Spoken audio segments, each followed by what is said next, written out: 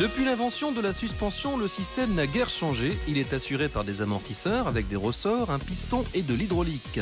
Le recours à l'électronique, comme ici chez Mercedes, permet d'obtenir le meilleur compromis entre le confort et la sportivité. Mais aux États-Unis, on a trouvé encore mieux. C'est à Boston que nous sommes allés découvrir une innovation majeure en matière de suspension. Boston, cette ville de la côte Est qui abrite Harvard et le fameux MIT, l'Institut de recherche technologique. Une ville où tout peut arriver.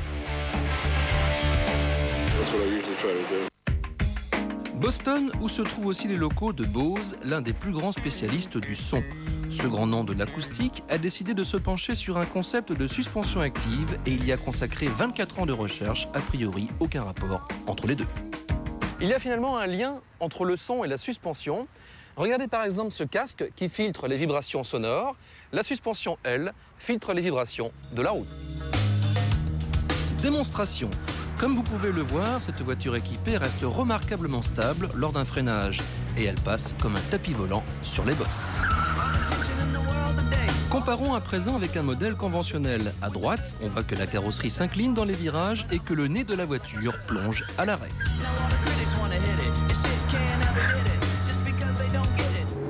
Autre comparaison utile avec une voiture de sport, la Porsche offre un amortissement moins souple mais fait ressentir plus durement le relief de la route. Le passage sur ces bosses avec les trois voitures fait clairement ressentir l'avantage de la suspension active. On peut constater également la différence quand la voiture tourne en rond sur un parking. Le secret vient de ce moteur électromagnétique qui remplace l'amortisseur sur chaque roue. Pas de ressort, pas de fluide. Les électroaimants déplacent un cylindre, comme dans une enceinte hi-fi. Le tout est géré par un calculateur ultra rapide qui aide à déterminer l'assiette idéale du véhicule. Résultat, une efficacité à toute épreuve. Un des avantages des électroaimants par rapport aux autres technologies que nous connaissons, c'est leur rapidité. Le moteur est capable de réagir sur une bosse en seulement 1/20 de seconde, et même encore plus vite.